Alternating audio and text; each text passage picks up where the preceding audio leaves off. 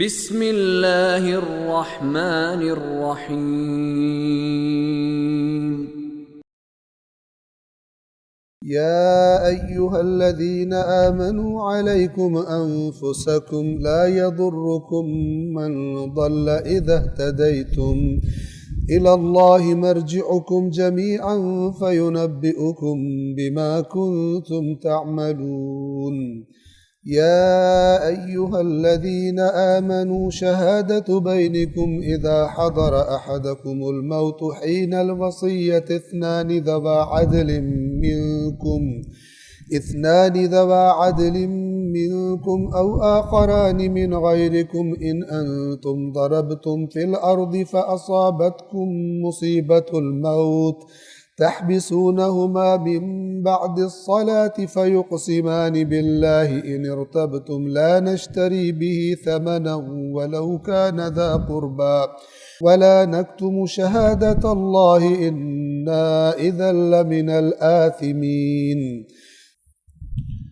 105 اب اللہ تعالیٰ یہ خرافات پرستوں کی باتیں بتا کر ان کی بیکار دلیل کا بھی ذکر کر کے اب مومنوں سے کہہ رہے کہ ایسا نہ ہو کہ یہ کیونکہ خرافات والے زیادہ ہیں تو تم اپنا حق چھوڑ دو، پھر سارے ہی اس طرح کر رہے ہیں تو ہمارے کون سے سرخاب کے پر لگے ہوئے ہیں، ہم الگ بیٹھے، ہم بھی ان کے ساتھ ملتے ہیں۔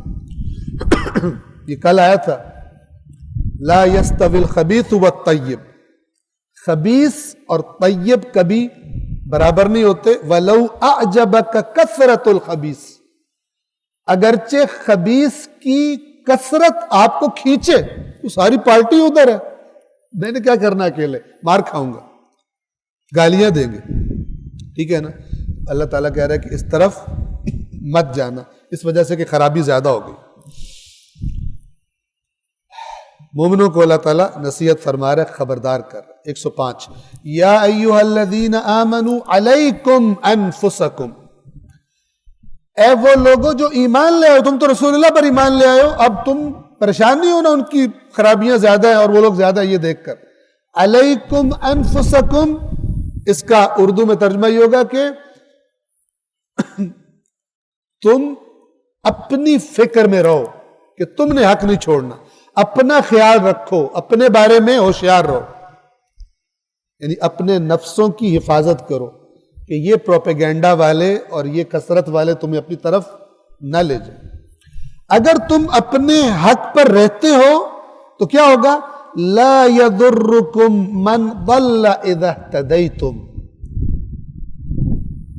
اگر تم خود ہدایت یافتہ ہو، خود تم ہدایت پر ہو، تمہیں پتہ ہے، تو پھر جو گمراہ ہے وہ تمہیں کوئی نقصان نہیں پہنچا سکتا۔ چاہے سارا معاشرہ خراب ہو جائے، اللہ تمہیں کچھ نہیں کہے گا، اللہ تب کہے گا ان کو دیکھ کے تم بھی ادھر چل پڑو۔ الی اللہ مرجعکم جمیعا، اللہ ہی کی طرف تم سب کو پلٹ کر جانا ہے۔ فینبئکم بما کنتم تعملون، اور اللہ تمہیں وہ خبریں بتائے گا جو تم دنیا میں عمل کرتے رہے۔ یونبئکم، نبأ کہتے ہیں بڑی خبر کو، امپورٹنٹ خبر کو، ورنہ خبر خود عربی کا لفظ ہے۔ نبأ بڑی خبر، اللہ تعالیٰ تمہیں ساری بڑی بڑی امپورٹنٹ باتیں بتائے گا جو تم نے وہاں پر بما کنتم تعملون، جو تم عمل کرتے تھے۔ 106 اور 107 اور 108 یہ سفر پر اگر کوئی ہو اور وہاں پر ایسے آثار آ جائیں، بیماری آ جائے کہ اس کو لگے کہ میں مرنے والا ہوں، اسے کوئی وصیت کرنی ہو، لکھنا ہو، تو وہ کیا کرے گا؟ تو میں صرف ترجمہ بالکل ہلکی سی وضاحت کے ساتھ، ضروری وضاحت کروں گا، باقی تفصیلی احکامات پھر ظاہر ان کے فقہی احکام سے جو مربوط آیات ہیں ان کے تفصیلی احکام اور مختلف شقیں، مختلف حالات فقہی کتابوں میں تفصیل کے ساتھ موجود ہیں۔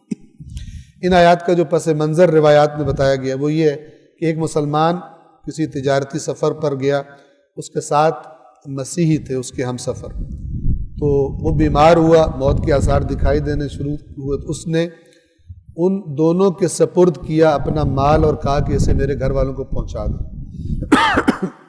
اور اس گھر کے اس سامان کے اندر اس نے گویا کہ انہیں بتائے بغیر اپنی وصیت بھی ڈال دی اور اس سامان کی فہرست بھی لکھ کے اندر ڈال دی۔ ان کو نہیں پتا تھا۔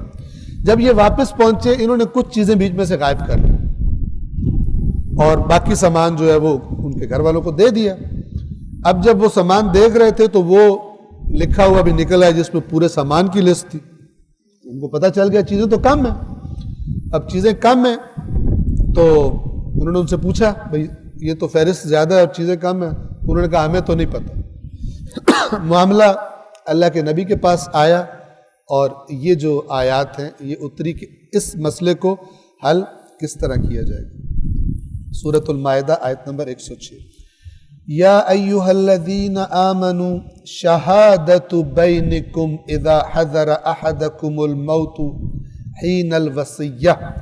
اے ایمان والو، جب تم میں سے کسی کی موت حاضر ہو جائے، یعنی سامنے آ جائے، موت کے آثار سامنے دکھائی دے رہے ہوں، تو تم نے گواہی لے لیا کرو، گواہ بنا لیا کرو۔ جب وصیت لکھنے لگو کن کو گواہ بنا لو؟ اثنان ذوا عدل منکم، یا تو تمہیں میں سے دو عادل انہیں تم نے گواہ بنانا ہے، او آخران من غیرکم، یا تم میں سے نہیں تو دوسروں میں سے، یعنی اہل کتاب میں سے۔ اس میں بیان کیا گیا کہ جو کسی دین پر نہیں ہے اس کی گواہی نہیں، اہل کتاب میں سے ہو، جیسے اس واقعے میں بیان ہوا کہ مسیح تھے، یا دو ایسے افراد جو تم میں سے نہیں ہیں، یعنی مسلمان نہیں ہیں لیکن اہل کتاب ہے۔ ان انتم ضربتم فی الارض، اگر تم زمین میں سفر کر رہے ہو، فاصابتکم مصیبت الموت، اور موت کی مصیبت تم پر آن پڑے، تحبسونہما من بعد الصلاۃ، نماز کے بعد ان کو روکا جائے گا، ان دونوں کو، روایات میں یہ نماز عصر ہے، نماز کے بعد ان کو روکا جائے گا۔ فَيُقْسِمَانِ بِاللَّهِ، پس وہ دونوں اللہ کی قسم کھائیں گے۔ اِنِ ارْتَبْتُمْ، یہ کب گواہی لوگے؟ اگر تمہیں وہ جو انہوں نے کام کیا ہے پہلی گواہی ہے اس کے جھوٹا ہونے کے بارے میں شک پڑے۔ مثلا وہ دونوں تھے، جب بندہ مر رہا تھا اب انہوں نے آ کر ایک گواہی دی، انہوں نے کہا سامان یہی ہے، لیکن تمہارے پاس ایک فہرست آ گئی، تمہیں شک پڑ گیا کہ یہ گواہی کہ جھوٹ نہ بول رہے ہو، یہ لوگ جھوٹ نہ بول رہے ہو۔ یہ ان ارتبتم، اگر تمہیں شک ہو پھر ایسا کرو گے۔ اور وہ اللہ کی قسم کھا کر کیا کہیں گے؟